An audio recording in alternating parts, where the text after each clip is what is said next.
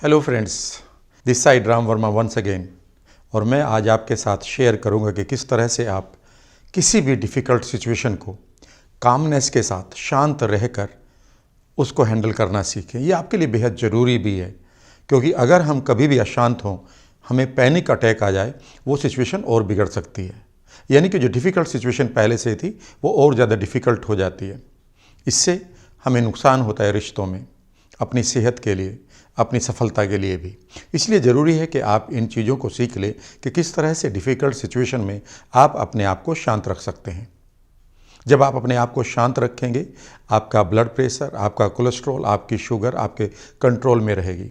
जब भी आप किसी डिफ़िकल्ट सिचुएशन में पैनिक अटैक के शिकार होंगे, आपका बीपी बढ़ेगा, आपकी शुगर बढ़ेगी, आपका कोलेस्ट्रॉल बढ़ेगा, जिनकी वजह से बहुत सारी auto immune disease, psychosomatic disease आपके शरीर में अपना घर कर सकती हैं। आखिर हम किस तरह से रहें शांत जब सिचुएशन बहुत डिफ़िकल्ट हो? पहली चीज़ है कि आप अपनी स्टेट को बनाना सीखें। स्टेट यानी कि जिसको हम हिंदी में मनोदशा कहते हैं, कई बार इसे हम मूड कहते हैं, इसको डिफरेंट नाम दिए जाते हैं। स्पोर्ट्स पर्सन इसको फॉर्म कहते हैं, जोन कहते हैं, कुछ लोग इसको एनर्जी भी कहते हैं। आप अपनी स्टेट को बनाए रखें, और स्टेट को बनाने के बहुत सारे तरीके आपके पास हो सकते हैं। एक तरीका मैं आपके साथ शेयर करूंगा बोनस के रूप में इस वीडियो के लास्ट में, इसलिए आप इस वीडियो को अंत तक देखिएगा और एक एक टेक्निक को यूज़ करते हुए उस बोनस को भी आप एंजॉय करिएगा। जब जब आपकी स्टेट रिसोर्सफुल होगी, यानी कि पॉजिटिव होगी, आप डिफरेंटली चीज़ों को हैंडल करेंगे। फॉर एग्जाम्पल, हैप्पीनेस आपके लिए एक पॉजिटिव स्टेट है, फ्लेक्सिबिलिटी आपके लिए पॉजिटिव स्टेट है, डिसीजन मेकिंग आपके लिए पॉजिटिव स्टेट है, हीलिंग आपके लिए पॉजिटिव स्टेट है। इन स्टेट में आप जितना रहेंगे उतना ही आप ज़्यादा क्रिएटिव रहेंगे और हेल्दी भी रहेंगे। वहीं जब हमारी स्टेट बिगड़ जाती है तो हम उस समय डिप्रेशन में आ जाते हैं, एंग्जाइटी में आ जाते हैं, एंगर में आ जाते हैं। ये सारे के सारे निगेटिव स्टेट हैं। अगर आप देखें कि जब भी आदमी फियर का, फोबिया का, पैनिक का शिकार होता है तो वो कभी भी अपनी क्रिएटिविटी को, अपनी कामनेस को हैंडल नहीं कर पाता है। जब भी आप देखेंगे कि लोग इन नेगेटिव स्टेट के शिकार होते हैं तो वो कभी भी डिफ़िकल्ट सिचुएशन को हैंडल ही नहीं कर पाते, बल्कि और बिगाड़ देते हैं। इसलिए ज़रूरी है कि आप अपनी स्टेट को बचाए रखें। इस वीडियो के अंत में जैसा मैंने आपसे वायदा किया है कि मैं आपको स्टेट बनानी भी सिखाऊंगा, उसे बदलना भी सिखाऊंगा। दूसरी चीज़ है कि जब भी कोई डिफ़िकल्ट सिचुएशन आए, उस समय आप सिर्फ एक साइड को मत देखिए। सिक्के के दो पहलू होते हैं, दूसरा पहलू भी देखिएगा। इस सिक्के का दूसरा पहलू क्या है? जिस चीज़ में आप पैनिक ले रहे हैं वही तो सिचुएशन आपके लिए बहुत अच्छी भी हो सकती है, अगर आप कोई लर्निंग लें। इसे हम रिफ्रेमिंग कहते हैं। हर सिचुएशन आपके लिए कोई ना कोई ब्लेसिंग लेकर आती है, यद्यपि वो ब्लेसिंग्स शुरू में दिखाई नहीं देती, वो छुपी हुई होती हैं। लेकिन अगर आप एक छोटा सा नज़रिया बदल लें कि ये सिचुएशन जो आई हुई है, इससे मैं क्या सीख सकता हूँ, इससे मुझे क्या लर्निंग मिल सकती है, इससे मुझे अपनी ग्रोथ के लिए क्या क्या नए स्टेप्स मिल सकते हैं, किस तरह से ये सिचुएशन मेरे लिए पॉजिटिवली इम्पैक्टफुल हो सकती है। जैसे आप इस सिचुएशन को इन सवालों के साथ जोड़ेंगे तो आप पाएंगे कि आप इस सिचुएशन को दूसरी साइड से भी देख रहे हैं। जैसा मैंने आपसे कहा है कि हर सिक्के के दो पहलू होते हैं, तो दूसरा पहलू भी आप मिस ना करें। और जैसे ही आप उस पहलू को देखेंगे तो आपका पैनिक ऑटोमेटिकली कम होना शुरू हो जाएगा, आप शांत होना शुरू हो जाएंगे। तीसरी चीज़ मैं आपके लिए बहुत इंपॉर्टेंट आपको बता रहा हूँ। जब भी आप किसी भी डिफ़िकल्ट सिचुएशन में फंसें तो शांत होकर थोड़ी देर के लिए आप अपनी स्टेट को कंट्रोल करके बैठिए और आप एक सवाल पूछिए कि इस सिचुएशन में अगर मेरे रोल मॉडल होते तो वो क्या करते। और आप सडनली पाएंगे कि उनका बिहेवियर डिफरेंट होता, उनका रिस्पॉन्स डिफरेंट होता। कहने का अर्थ है कि सोचिए, अगर आपका कोई रोल मॉडल है, वो कोई आपका फिक्शनल या इमेजिनरी रोल मॉडल भी हो सकता है, किसी नॉवल का कोई पात्र हो सकता है, वो रियल कैरेक्टर भी हो सकते हैं आपकी लाइफ के। फॉर एग्ज़ाम्पल, वो हमारे लिए, हमारे नेशन के फादर महात्मा गांधी हो सकते हैं, मदर टेरेसा हो सकती हैं, दूसरे लोग हो सकते हैं। कोई ना कोई आपका रोल मॉडल ज़रूर होगा।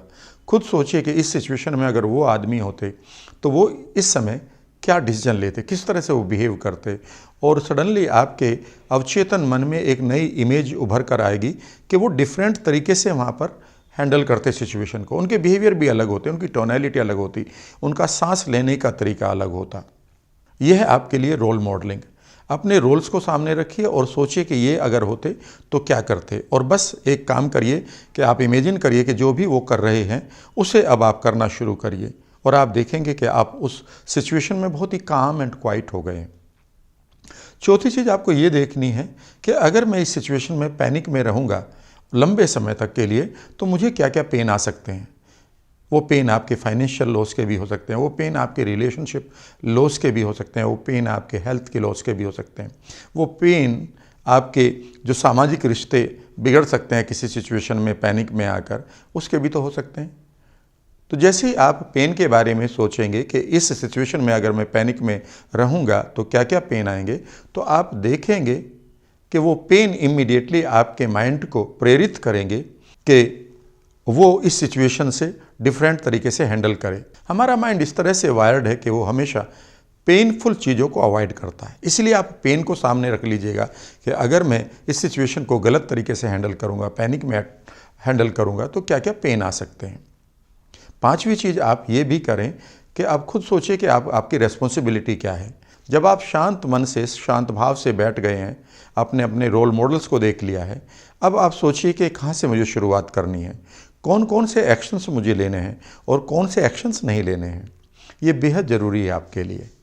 बस इतना सा आप काम करिए और आप पाएंगे कि आप उस टफ सिचुएशन को पूरी तरीके से कामनेस के साथ, शांत भाव से हैंडल करना सीख गए हैं।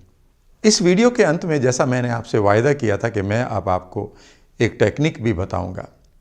जब भी आप पैनिक अटैक में हों और लंबे समय तक आपको कुछ सुझाई ना दे रहा हो कि क्या करूं, उस समय आप शांत बैठिए। शांत बैठकर अपनी स्पाइन को सीधा करिए, आंखें बंद करके उस समय सोचिए कि आप 10 से 0 गिनते हुए 10 सीढ़ियां नीचे उतर रहे हैं।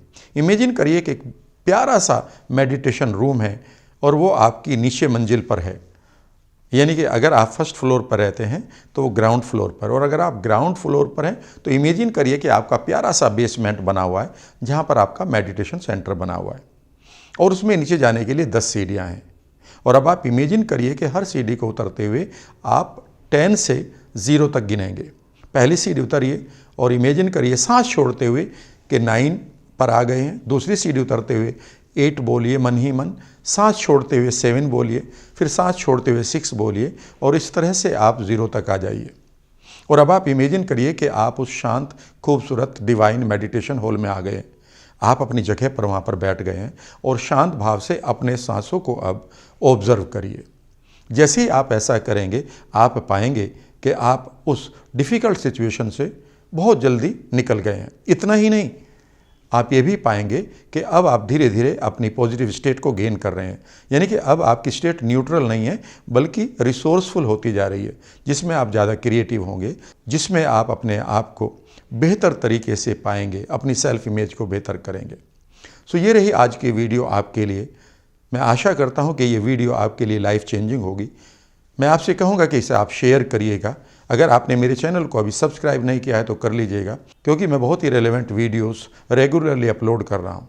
उन वीडियोस को पाने के लिए आप बेल आइकन को भी टर्न ऑन कर लीजिएगा। मिलते हैं एक नई वीडियो में एक नए टॉपिक के साथ। Thank you very much.